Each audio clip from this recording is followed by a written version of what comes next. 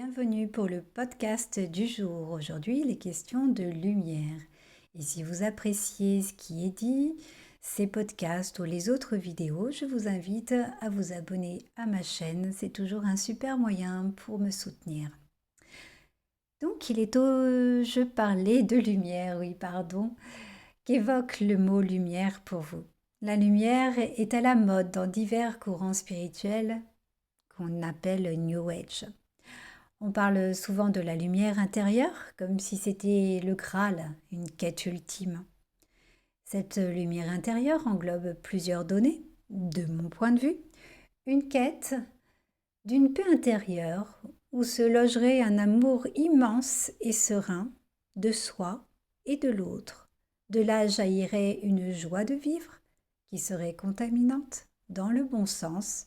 Notre lumière intérieure s'extérioriserait pour toucher notre entourage ou toute autre personne qui croiserait notre chemin.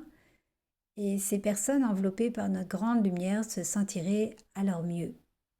Notre belle lumière aurait comme un effet bienfaisant, voire guérisseur, une lumière qui garantirait le bonheur. Tout ceci est un concept. Toutefois, ce sont des expériences fortes, intéressantes à explorer. Par exemple, lors de méditation, jouez à vous entourer virtuellement de lumière ou mettre de la lumière blanche ou de couleur dans votre cœur, dans votre utérus ou dans vos chakras. Lorsqu'on a développé des perceptions extrasensorielles, on peut même ressentir physiquement cette lumière. C'est là que l'expérience est puissante et complètement magique, d'autant plus que les effets dans les heures qui suivent sont en général très agréables et positifs.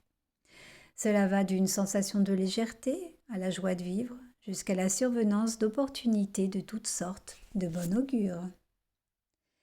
La lumière est très connotée paradis, bienfaitrice. Toutefois, il y a quelques nuances, comme dans la tradition judéo-chrétienne où elle symbolise le bonheur réservé aux justes après leur mort. Aussi, dans le domaine chamanique, il est convenu que plus grande est notre lumière, plus grande est notre ombre. Une théorie plutôt flippante. Je pense que si toutes ces personnes à la recherche de cette grande lumière intérieure connaissaient cette croyance, elles y réfléchiraient peut-être autrement. C'est pourquoi il est bon d'aller explorer tous les recoins de notre être, sans peur, avec courage. Cela permettrait de regarder notre voisin sous un autre angle, avec plus de tolérance. Il n'est peut-être pas plus mauvais que nous. En effet, il y a une démarche classique qui consiste à nous prouver qu'on incarne le bien en dénonçant ce qu'il y a de mauvais chez l'autre. La guerre entre l'ombre et la lumière.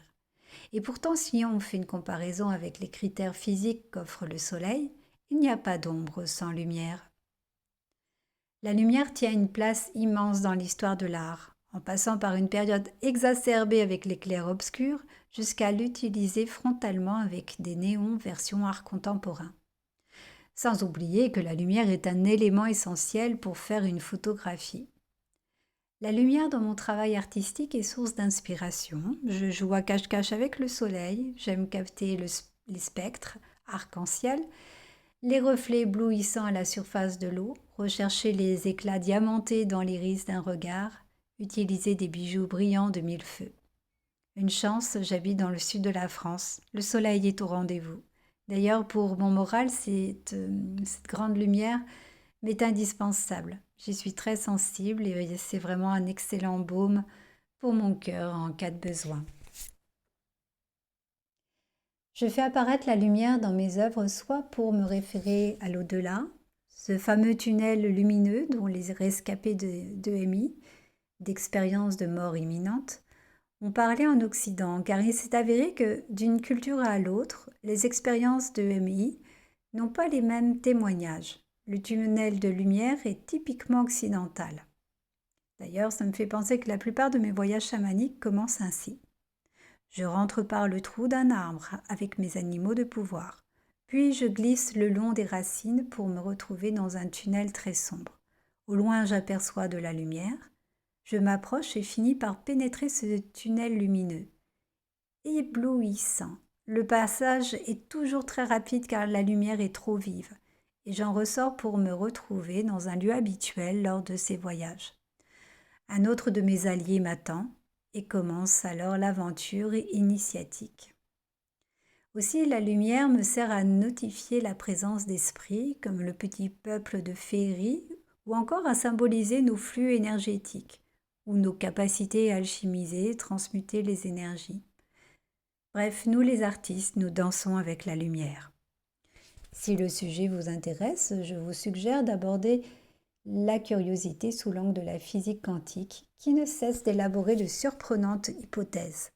D'ailleurs, dernièrement, des chercheurs ont trouvé une toute nouvelle forme de lumière. La lumière ne cessera donc jamais d'être au cœur de notre vie, qu'on la rejette ou en fasse un chemin de prédilection. Je vous invite à vous rendre sur mon site internet. Vous y trouverez ma dernière série qui s'appelle Totem Mania et elle illustre très bien mon intimité avec la lumière. Je vous mets ce lien dans la description. À bientôt!